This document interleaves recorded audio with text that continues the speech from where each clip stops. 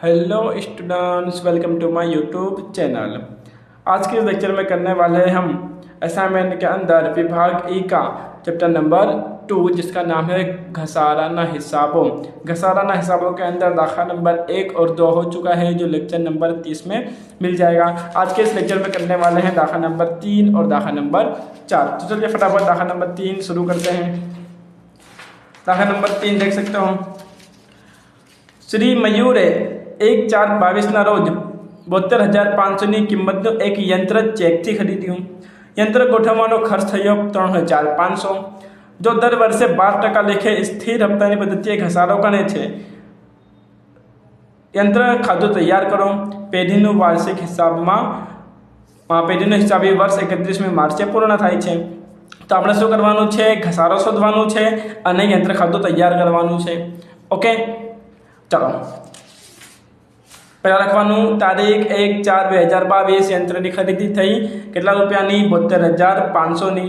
અને તે દિવસે શું થયો? ગોઠવણી ખર્ચ થયો એ ઉમેરી દેવાનું 3,500।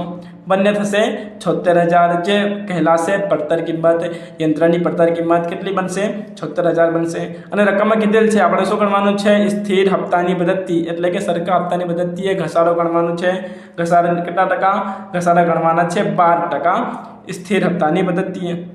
ઓકે, તો જ્યારે પણ સરખા હપ્તાની પદ્ધતિ હોય તો જે પહેલા વર્ષે જે રકમ આવે ને એ જ રકમ દરેક વર્ષે બાદ થાય।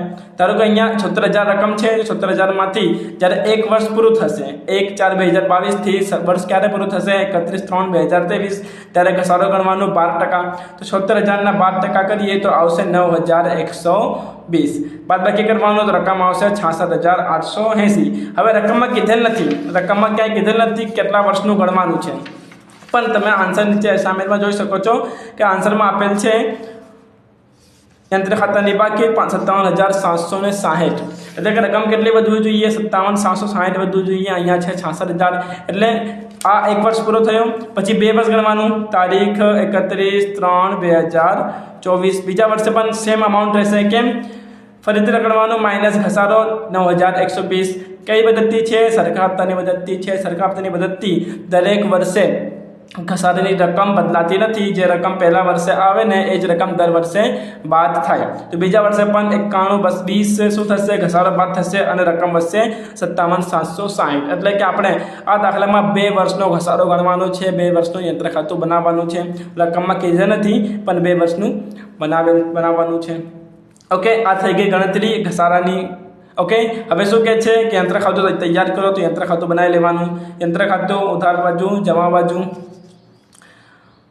તારીખ વિગત નોપા રકમ, તારીખ વિગત નોપા રકમ। શું લખવાનું? તો સૌપ્રથમ યંત્ર ખાતાની ઉધાર બાજુ લખવાની તારીખ યંત્ર ખરીદીની કઈ તારીખે ખરીદી હતી?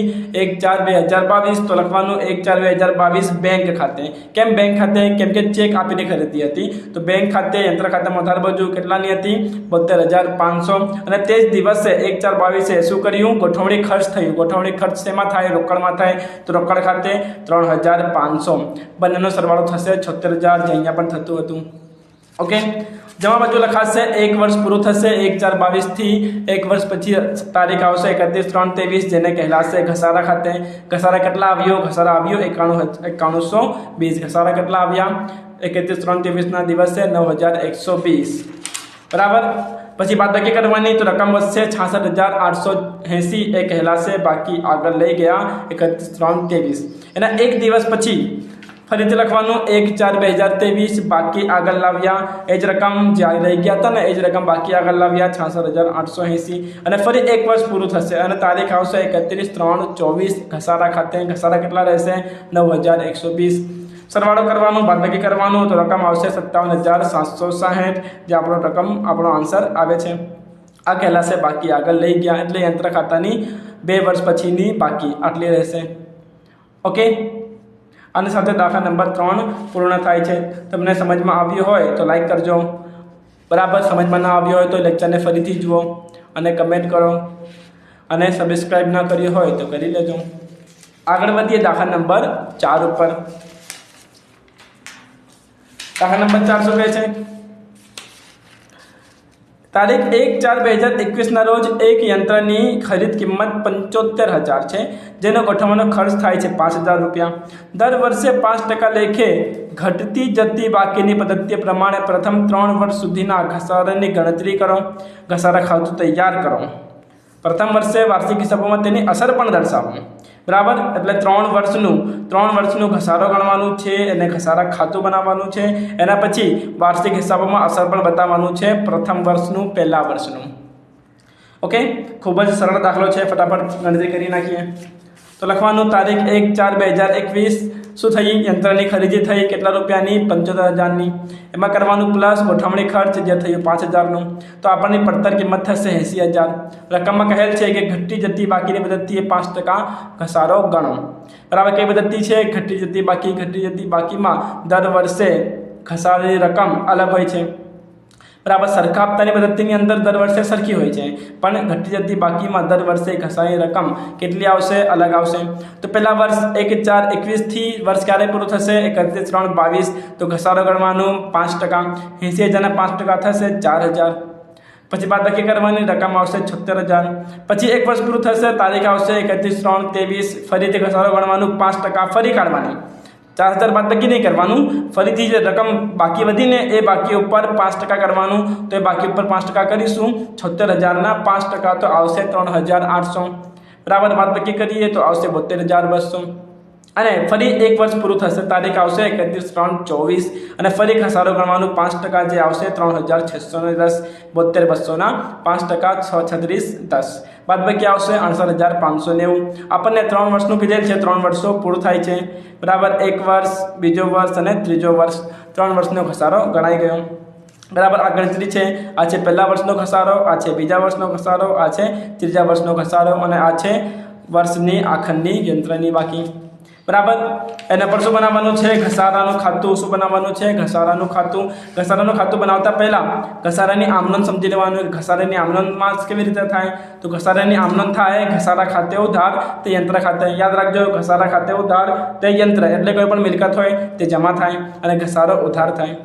અને બીજી આમનોંધ થાય ઘસારો ખાતું બંધ કરવાની, જેની આમનોંધ થાય છે નફા નુકસાન ખાતે ઉધાર તે ઘસારા ખાતે. બરાબર, આના પરથી આપણે શું કરવાનું? ઘસારા ખાતું બનાવી લઈએ. ઘસારા ખાતું, ઉધાર જમા, તારીખ વિગત નફા રકમ, તારીખ વિગત નફા રકમ.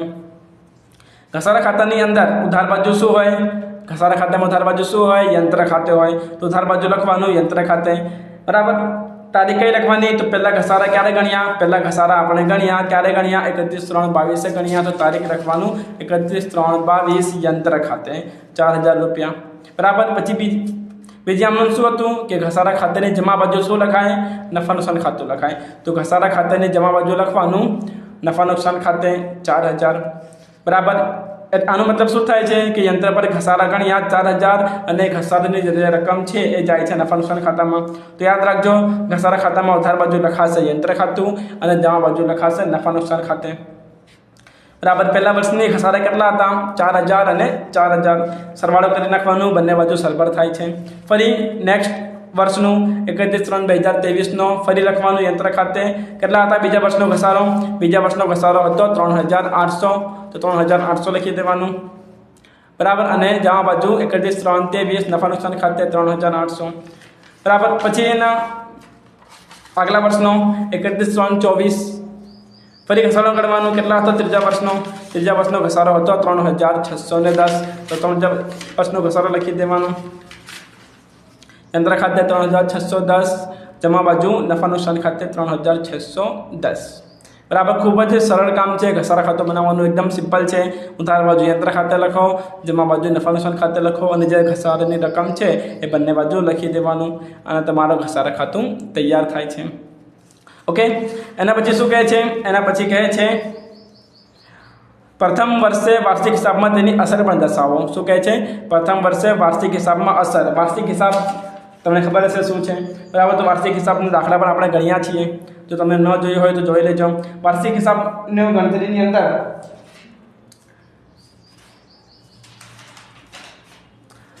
આપણે બનાવવાનું વાર્ષિક હિસાબોમાં અસર કઈ ખાતા બનશે તો બે ખાતા બનશે, એક બનશે નફા નુકસાન ખાતું અને એક બનશે પાકું સરવૈયું. તારીખ 31/3/22 રોજ પૂરા થતા વર્ષનું નફા નુકસાન ખાતું, તારીખ 31/3/22 રોજનું પાકું સરવૈયું. ખાલી 2022 બનાવવાનું છે. કેમ કે પ્રથમ વર્ષનું કીધેલ છે. બરાબર. તો નફા નુકસાન ખાતામાં ઉધાર બાજુ શું લખાય? ઘસારો. યાદ રાખજો, જો તમે વાર્ષિક હિસાબ કર્યા હોય તો તમને ખબર હશે કે નફા નુકસાન ખાતામાં ઉધાર બાજુ લખાય છે મશીનનો, મિલકતનો ઘસારો. બરાબર. યંત્રનો ઘસારો કેટલા હતા પહેલા વર્ષના હતા 4000. અને એ રકમ પાકા સરવૈયામાં ક્યાં લખાય છે? તો જમા બાજુ પાકા સરવૈયામાં મિલકત નાણા બાજુ લખાય છે. યંત્રોમાંથી માઇનસ. તો યંત્રો કેટલા હતા? યંત્રો હતા 80000. એમાંથી કરવાનું માઇનસ ઘસારો 4000. રકમ વધશે પહેલા વર્ષમાં 76000. આ પહેલા વર્ષની બાકી છે. બાકીના 2 વર્ષની નથી માંગેલ છે તો આપણે કરવાનું નહીં. ઓકે. આની સાથે દાખલા નંબર 3 અને 4 પૂર્ણ થાય છે. તમને કોઈ પણ ડાઉટ હોય, પ્રશ્ન હોય તો મને જાણ કરી શકો છો. જો તમે અહીંયા સુધી લેક્ચર જોઈ લીધો હોય અને સમજમાં આવ્યું હોય તો વિડીયોને લાઈક કરી નાખજો. Thanks for watching.